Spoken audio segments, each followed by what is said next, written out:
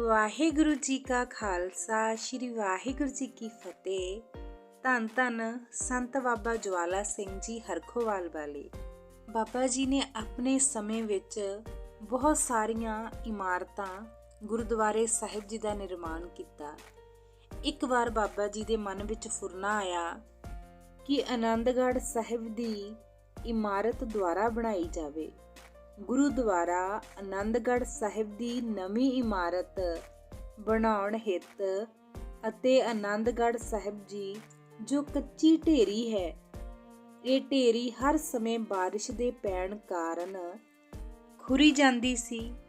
ਇਸ ਖੁਰਨ-ਪੁਣੇ ਨੂੰ ਰੋਕਣ ਵਾਸਤੇ ਪਹਾੜੀ ਦੇ ਆਲੇ ਦੁਆਲੇ ਨੂੰ ਪੱਕਾ ਕਰਨ ਹਿੱਤ ਆਨੰਦਪੁਰ ਸਾਹਿਬ ਤੇ ਕੀਰਤਪੁਰ ਸਾਹਿਬ ਦੀ ਪ੍ਰਬੰਧਕ ਕਮੇਟੀਆਂ ਨੇ ਮਿਲ ਕੇ ਸੰਤ ਮਹਾਰਾਜ ਜੀ ਨੂੰ ਸੇਵਾ ਦੇਣੀ ਕੀਤੀ। ਸੰਤ ਬਾਬਾ ਜਵਾਲਾ ਸਿੰਘ ਜੀ ਮਹਾਰਾਜ ਜੀ ਨੇ ਇਸ ਸੇਵਾ ਨੂੰ ਨੇਪੜੇ ਚਾੜਨ ਵਾਸਤੇ ਸ਼ਹੀਦੀ ਬਾਗ ਵਿੱਚ ਸੰਤ ਬਾਬਾ ਹਰਨਾਮ ਸਿੰਘ ਜੀ ਦੀ ਕੁਟੀਆ ਵਿੱਚ ਸਾਰੇ ਸਾਧੂਆਂ ਦੀ ਇਕੱਤਰਤਾ ਕੀਤੀ। ਇਸ ਇਕੱਤਰਤਾ ਵਿੱਚ ਸਾਰੇ ਮਹਾਪੁਰਸ਼ ਪਹੁੰਚੇ। ਸਭ ਤੋਂ ਪਹਿਲੇ ਸ਼੍ਰੀ ਅਖੰਡ ਪਾਠ ਸਾਹਿਬ ਜੀ ਨੂੰ ਪੂਰਨ ਮਰਿਆਦਾ ਸਹਿਤ ਕਰਵਾਈਏ। ਇਹ ਸਾਰੇ ਹੀ ਮਹਾਪੁਰਸ਼ਾਂ ਨੇ ਆਪਸ ਵਿੱਚ ਵਿਚਾਰ ਕਰਕੇ ਸਹਿਮਤੀ ਪ੍ਰਗਟ ਕਰ ਦਿੱਤੀ। ਅਖੰਡ ਪਾਠ ਸਾਹਿਬ ਪੂਰਨ ਮਰਿਆਦਾ ਸਹਿਤ ਸੁਸ਼ੋਭਿਤ ਹੋ ਗਏ, ਰੱਖ ਦਿੱਤੇ ਗਏ। ਭੋਗ ਪੈਣ ਤੋਂ ਉਪਰੰਤ ਸਾਰੇ ਸਾਧੂਆਂ ਵਿੱਚ ਵਿਚਾਰਾਂ ਹੋਈਆਂ।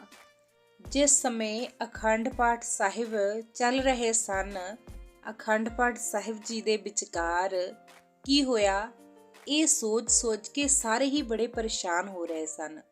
ਆਓ ਜਾਣੀਏ ਕੀ ਗੱਲ ਹੋਈ ਸੀ।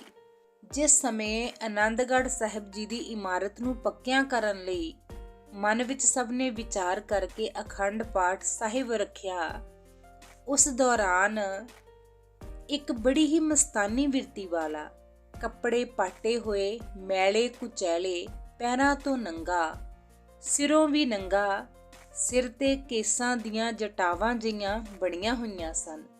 ਐਸੀ ਸੁਰਤ ਨੇ ਆ ਕੇ ਬੜੀ ਚੰਚਲਤਾ ਨਾਲ ਸੰਤ ਬਾਬਾ ਜਵਾਲਾ ਸਿੰਘ ਜੀ ਨੂੰ ਮੱਥਾ ਟੇਕਿਆ ਤੇ ਬੜੀ ਚੰਚਲਤਾ ਨਾਲ ਅਖੰਡ ਪਾਠ ਸਾਹਿਬ ਵੱਲ ਨੂੰ ਤੁਰ ਪਿਆ। ਅੰਤਰਜਾਮੀ ਸੰਤ ਮਹਾਰਾਜ ਜੀ ਨੇ ਮੱਥਾ ਟੇਕਣ ਸਮੇਂ ਹੀ ਇਸ ਨੂੰ ਪਛਾਣ ਲਿਆ।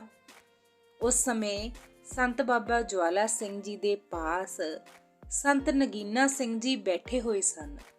ਸੰਤਾਂ ਨੇ ਇੱਕਦਮ ਸੰਤ ਨਗੀਨਾ ਸਿੰਘ ਜੀ ਨੂੰ ਹੁਕਮ ਕੀਤਾ ਕਿ ਸੰਤ ਜੀ ਛੇਤੀ ਉਠੋ ਅਤੇ ਬਹੁਤ ਛੇਤੀ ਨਾਲ ਇਸ ਮਸਤਾਨੇ ਦੇ ਮਗਰ ਹੋਵੋ। ਇਹ ਅਖੰਡ ਪਾਠ ਸਾਹਿਬ ਵੱਲ ਚੱਲਿਆ ਹੈ, ਕਿਤੇ ਅਖੰਡ ਪਾਠ ਸਾਹਿਬ ਵਿੱਚ ਵਿਘਨ ਨਾ ਪਾ ਦੇਵੇ। ਸੰਤ ਨਗੀਨਾ ਸਿੰਘ ਜੀ ਬੜੀ ਕਾਹਲੀ ਨਾਲ ਉਸ ਦੇ ਮਗਰ ਪਹੁੰਚ ਗਏ, ਪਰ ਉਸ ਮਸਤਾਨੇ ਨੂੰ ਇਸ ਗੱਲ ਦਾ ਪਤਾ ਨਹੀਂ ਲੱਗਾ ਕਿ ਮੇਰੇ ਪਿੱਛੇ ਕੋਈ ਆ ਰਿਹਾ ਹੈ। ਇਸ ਮਸਤਾਨੇ ਨੇ ਇੱਕਦਮ ਮੋਹਰੇ ਜਾ ਕੇ ਜੋ ਗੁਰੂ ਮਹਾਰਾਜ ਜੀ ਦੇ ਹਜ਼ੂਰ ਵਿੱਚ ਜੋਤ ਜਗਾਈ ਹੋਈ ਸੀ, ਉਸ ਨੂੰ ਚੁੱਕਣ ਲਈ ਹੱਥ ਪਾ ਲਿਆ, ਪਰ ਸੰਤ ਨਗੀਨਾ ਸਿੰਘ ਜੀ ਨੇ ਉਸ ਮਸਤਾਨੇ ਦੀਆਂ ਬਾਹਾਂ ਨੂੰ ਕੁੱਟ ਕੇ ਫੜ ਲਿਆ। ਦੀਵਾ ਭਾਵ ਜੋਤ ਚੁੱਕਣ ਹੀ ਨਾ ਦਿੱਤੀ ਅਤੇ ਉਸ ਮਸਤਾਨੇ ਨੂੰ ਫੜ ਕੇ ਸੰਤ ਮਹਾਰਾਜ ਜੀ ਕੋਲ ਲੈ ਆਏ।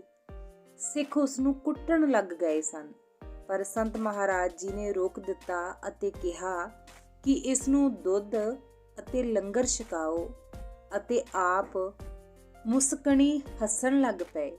ਉਸ ਮਸਤਾਨੇ ਨੂੰ ਸਿੱਖਾਂ ਕੋਲੋਂ ਛਡਵਾ ਦਿੱਤਾ ਤੇ ਮਸਤਾਨੇ ਨੂੰ ਸੰਤ ਮਹਾਰਾਜ ਜੀ ਕਹਿਣ ਲੱਗੇ, ਮਸਤਾਨਾ ਜੀ, ਅੱਗੇ ਤੂੰ ਐਸਾ ਕੰਮ ਨਹੀਂ ਕਰਨਾ। ਦੇਖ, ਅਸੀਂ ਤੈਨੂੰ ਸਿੱਖਾਂ ਤੋਂ ਛੁਡਾਇਆ ਹੈ, ਨਹੀਂ ਤਾਂ ਸਿੱਖਾਂ ਨੇ ਤੈਨੂੰ ਸੋਧਾ ਲਾਉਣਾ ਸੀ। ਮਸਤਾਨਾ ਤੁਰ ਗਿਆ। ਸਿੱਖਾਂ ਨੇ ਉਸ ਦੀ ਨਿਗਰਾਨੀ ਰੱਖੀ। ਥੋੜੀ ਦੂਰ ਜਾਣ ਤੋਂ ਬਾਅਦ ਉਹ ਕਿਤੇ ਨਹੀਂ ਦਿਸਿਆ, ਕਿਤੇ ਗਾਇਬ ਹੀ ਹੋ ਗਿਆ। ਸਿੱਖਾਂ ਨੇ ਸੰਤ ਮਹਾਰਾਜ ਜੀ ਕੋਲ ਆ ਕੇ ਬੇਨਤੀ ਕੀਤੀ ਕਿ ਹੇ ਮਹਾਰਾਜ ਜੀ, ਇਹ ਕੀ ਕੌਤਕ ਸੀ? ਤਾਂ ਸੰਤ ਮਹਾਰਾਜ ਜੀ ਨੇ ਕਿਹਾ ਕਿ ਇਹ ਕਲਯੁਗ ਸੀ। ਇਹ ਸਾਡੇ ਸ਼ੁਭ ਕਾਰਜ ਵਿੱਚ ਵਿਘਨ ਪਾਉਣ ਆਇਆ ਸੀ। ਕਲਗੀਧਰ ਪਿਤਾ ਜੀ ਨੇ ਬੜੀ ਹੀ ਮਿਹਰ ਕੀਤੀ ਕਿ ਇਸ ਦੀ ਛੂਹ ਛੇਤੀ ਪੈ ਗਈ। ਕਲਗੀਧਰ ਪਿਤਾ ਜੀ ਨੇ ਵਿਘਨ ਪੈਣ ਤੋਂ ਬਚਾ ਲਿਆ ਅਤੇ ਆਪਣਾ ਕਾਰਜ ਆਪ ਸਵਾਰ ਲੈਣਗੇ। ਸੰਤ ਮਹਾਰਾਜ ਜੀ ਨੇ ਇਹੋ ਜਿਹੇ ਬਚਨ ਕੀਤੇ ਕਿ ਕਲਗੀਧਰ ਪਾਤਸ਼ਾਹ ਜੀ ਦਾ ਹੀ ਇਹ ਕਾਰਜ ਹੈ ਤੇ ਗੁਰੂ ਮਹਾਰਾਜ ਜੀ ਆਪੇ ਹੀ ਇਸ ਨੂੰ ਸਵਾਰ ਲੈਣਗੇ। ਭੋਗ ਪੈਣ ਤੋਂ ਉਪਰੰਤ ਗੁਰੂ ਮਹਾਰਾਜ ਜੀ ਦਾ ਮੁਖ ਬਾਕਾਇਆ ਸੋਰਠ ਮਹੱਲਾ ਪੰਜਵਾਂ, ਗੁਰਪੂਰੇ ਕੀਤੀ ਪੂਰੀ ਪ੍ਰਭ ਰਵ ਰਿਹਾ ਭਰਪੂਰੀ। ਇਸ ਤਰ੍ਹਾਂ ਸੰਤ ਮਹਾਰਾਜ ਜੀ ਨੇ ਕਲਯੁਗ ਤੋਂ ਅਖੰਡ ਪਾਠ ਸਾਹਿਬ ਜੀ ਦੀ ਜੋਤ ਨੂੰ ਬਚਾਉਣਾ ਕੀਤਾ। ਇੰਨੇ ਅੰਤਰਜਾਮੀ ਸਨ ਸੰਤ ਬਾਬਾ ਜਵਾਲਾ ਸਿੰਘ ਜੀ, ਕਿਉਂਕਿ ਕਲਯੁਗ ਜੋ ਹੈ ਉਹ ਸ਼ੁਭ ਕਾਰਜ ਕਦੀ ਹੋਣੇ ਹੀ ਨਹੀਂ ਦਿੰਦਾ, ਸਭ ਦੇ ਮਨਾਂ ਨੂੰ ਭਟਕਾਉਂਦਾ ਹੈ। ਪਰ ਜਦੋਂ ਸੰਤ ਮਹਾਰਾਜ ਜੀ ਡਟ ਕੇ ਖੜੇ ਹੋ ਜਾਣ ਤਾਂ ਉੱਥੇ ਕਲਯੁਗ ਵੀ ਕੁਝ ਨਹੀਂ ਕਰ ਸਕਦਾ। ਇਸ ਕਰਕੇ ਸਾਨੂੰ ਆਮ ਜੀਵਾਂ ਨੂੰ ਵੀ ਹਰ ਸਮੇਂ ਕਲਯੁਗ ਤੋਂ ਬਚ ਕੇ ਰਹਿਣਾ ਚਾਹੀਦਾ ਹੈ।